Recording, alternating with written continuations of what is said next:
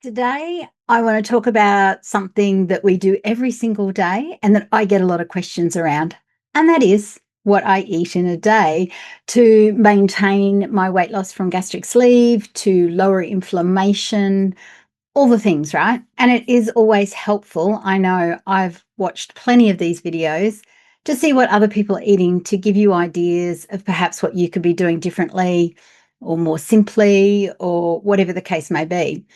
So this one's going to be odd because it's going to be a mixture of my new life here in Bangkok and my old life in Australia, because I realized I have all of these videos and B-roll and snapshots of making meat and what kinds of things I was eating there. Here it's a little bit different because meat, or particularly steak, is extremely expensive. So I've had to alter the way I eat, and so far so good. Everything's been great. So this is going to be a mixture of the old me and the new me since surgery. If you have not seen that video, it's a couple back. So this video is going to be a mixture of the new me and the old me. And if you don't know what I've gone through and what I've had done recently, check out the previous videos and you will figure it out pretty swiftly. All right, let's have a look. First thing we're going to look at is my breakfast. Now, my breakfasts are pretty much always the same. Eggs, always eggs. Sometimes it's 2 eggs, sometimes it's 3 eggs, sometimes there's eggs left over, sometimes my husband will eat them, sometimes he won't, but it's always pretty much eggs. And eggs is really easy if you're going out, if you're staying in a hotel, if you are traveling, you can pretty much always get eggs and butter. So that's always my go-to when it comes to breakfast. It gives me a good hit of protein, keeps me satiated until lunchtime, and I get a bunch of vitamins and minerals on top of that. Now, if I'm having a hungry day, I will always eat meat at morning tea. It helps keep you less hungry. If you're hungry, it's because you're not getting enough into you. Often we eat far less than what we actually need. If I'm not hungry, I will reach for something that I have pre-cooked and have ready to go in the fridge. Now, in Australia, I always had things like slow-cooked beef, slow-cooked lamb shanks, chicken wings, drumsticks, boiled eggs, you name it. If it was a meat and it was available and I had the cooking implement, which I did there, I would always have some sort of meat, patties, something like that in the fridge ready to grab. Because if you've got things ready to go that are high protein, then the rest will take care of itself if you eat other foods. It will stop you from reaching for the carbs, the quick sandwich, if you've got a beef and turkey patty, for example, sitting in the fridge that you can just grab and is delicious cold. That's going to be far quicker than the thought of making a sandwich or whatever else it is that you would reach for. So that's what I do in Australia, is have all of these things on hand. And it would normally just then be a case of eggs for breakfast, meat for lunch, meat for dinner. Or sometimes it would be eggs and meat for lunch, or eggs and meat for dinner. Or other times I would add avocado. Avocados are pretty much a mainstay for me now because I've discovered through trial and error and by going on a fairly strict carnivore diet in the beginning that now I can have avocado with no problems. So that's a trial and error thing. And that's where carnivore is a really great elimination diet of figuring out what your body likes and what it does not like, and what causes inflammation and what doesn't cause inflammation, because that is different for everybody. Doesn't matter who you are. If you have a funny feeling that something you're eating just doesn't sit right, even though all the doctors and all the specialists and the gurus tell you otherwise and tell you it's great, if you think that it's not great for you, go with your gut and test it out, remove it. Okay, so that's the biggest key here. We don't listen to ourselves and we don't listen to our body enough when it comes to our food and what we eat every day. I always just went with what I felt like. If I did not feel like what was in the fridge and I had something in the freezer, or I knew I could go down to the shops and get, a roast chicken or something like that, and that's what I felt like, I did that. I did not get hung up on oh, all of this is in the fridge because I freshly cooked it. It's batch cooked. It's ready to go. If I didn't want it, I didn't eat it. I would never waste it.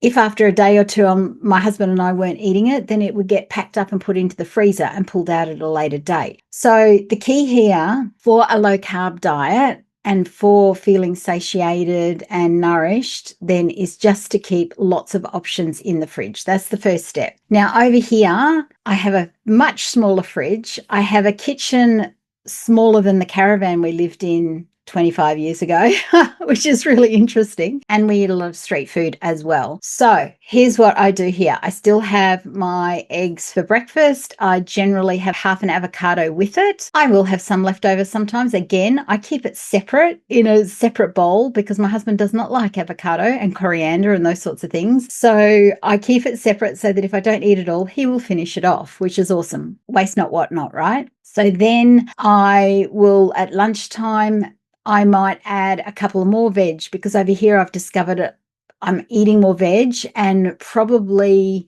because I'm doing so much more exercise here than I normally do, that carb load doesn't seem to affect me that it did in Australia. So I might have scrambled eggs with some different veg in it, not very many things. I try to keep the onions to a minimum because they're very high in fructose. So from a carb point of view, I try to have the low carb veg. And if we've gone to the local markets here, then I might get a few different things. Then in the mid-afternoon, I might sometimes have a decaf coffee. If we're out and about and I'm going to be up late, I might have a real coffee.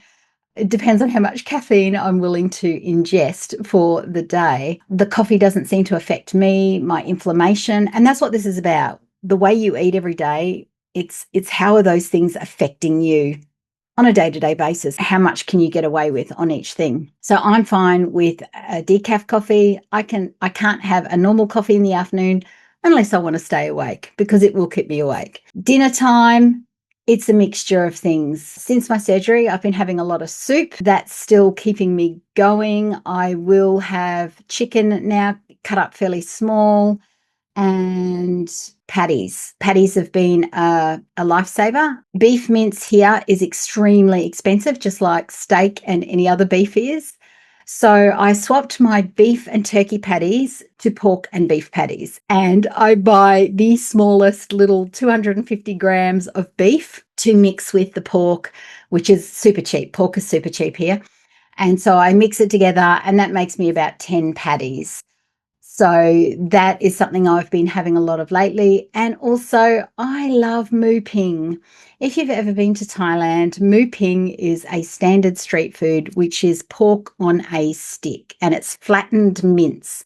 It has lots of things in it, including coconut sugar, but it is made from scratch. Rarely does it have oils in it, which is also what I look for with the street food over here, which is really hard because some things do have oils, seed oils, some things don't. But we have a meat man that sits opposite our condo building, and I've watched him pull out his moo ping sticks and put them on the barbecue, and there is no oil involved whatsoever. So I'm pretty confident with those, and we'll get sticky rice with that. Sometimes I'll have a few bits of sticky rice. Most of the time I won't. Most of the time that's just hubby has the sticky rice. It's just simply deciding when you go these sorts of places. And here it's so much more limited because they sort of serve the same things unless you're going to go to a Western restaurant, which we don't. It's not in our budget to keep going to Western restaurants. When it comes to the street food, which is super cheap, like the moo ping sticks are 50 cents Australian each, so about 30 cents US, and they're great. They're perfect.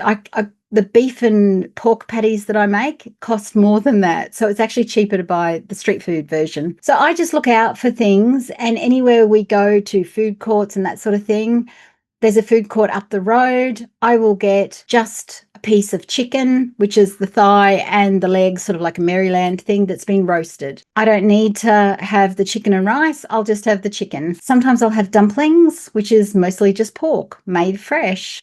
Sometimes I'll have the dumplings in a soup. It's called water dumplings, and the soup is insanely good because it's like a bone broth made from scratch. So there's times that I'll have that as well. But for the most part, you could say that my daily meals are simple and easy. They satiate me. They make me feel good. They don't increase inflammation.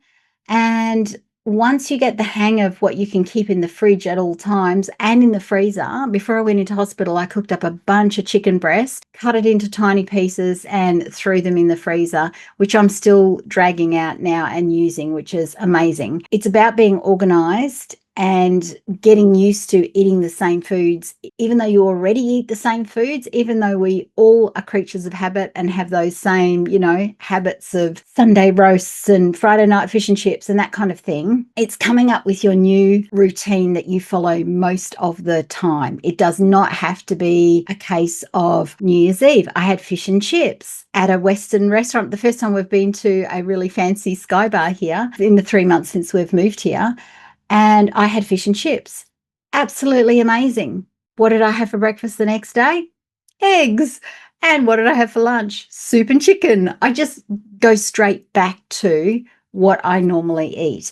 And when your body and your mindset gets used to that way of eating, it will actually be no hardship because you feel better that way. I actually felt quite sluggish on New Year's Day simply because I ate the kinds of foods I normally don't eat. Will that stop me eating it again? No, that's joy. That's soul food. I will eat them again, but it's just few and far between. So I would encourage you to find a new routine with however you want to set up your eating protocol for the next few months.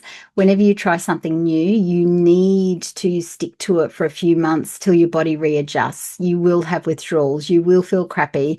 You will have, all these sort of purges from your system, much like you would if you gave up coffee or sugar or alcohol or cigarettes. You're going to have that go on. So don't beat yourself up over that. And it's also not an excuse to stop. Keep going forward and figure out what your new normal could look like. What is cheap for you? What's in your budget? You might be able to afford ribeyes every day. I can get ribeyes here, don't get me wrong, Australian ribeyes, in fact, but they are quite pricey compared to pork and chicken. So I will stick to pork and chicken. Funnily enough, side note there, my thyroid has improved since I've been here. And at first I was thinking it was all the extra exercise, which it could be. But I also think it is because I'm eating a lot more pork. I never really ate a lot of pork in Australia, whereas I'm eating it every day here. And it's really high in vitamin B1, which is really essential for your thyroid pathway. So I'm going to say that mixture of the extra vitamin B1 that I normally wasn't getting and the extra exercise and, of course, the lack of stress because I'm in Thailand and it does have a different feel to it, even though it's this massive big city and all the things. And I'm still stressed from having surgery. So even with that involved, I'd say with the overall lack of stress, food choices, and exercise, that's why my thyroid has improved since I've been here. The only way you're going to know what suits you is to literally try it, literally move forward and have a go. Try something for a month. January could be your month of, just having eggs for breakfast and see how you feel about it. February, you might add in meat for lunch and see how you feel about it. March, you might learn to make beef jerky. I miss that. I miss making beef jerky, which I did at home a lot. And that was a great snack. That was a great carnivore snack. It had no oils in it. It had nothing wrong with it. And it was a great, easy snack. So you might want to add that in as your snack in March. So you can take it bit by bit throughout the year. You do not have to go all in. I said this in the last video. You could be an abstainer or you could be a moderator. If you know you have to abstain completely to be able to carry it through, well, then that's what you need to do for you. If you know you can just do a little bit at a time and not go crazy the rest of the time, then do it that way. But if you find that you're having your eggs for breakfast, but then you're eating loads of carbs for lunch because you felt like you went without them at breakfast, then that's not for you. You need to abstain completely, probably. I'm going to guess. All right. So that's it for me today of what I eat in a day across both Australia and Bangkok. I will bring you further versions of this as I scope out new places to eat, new foods I've got choices from, just learning that I've got a really amazing market nearby that has meat much cheaper. However, they're all open air markets. So Not quite brave enough yet, but I will give it a go. So I will bring that to you as I try it out, because we've all got to be brave to try new things.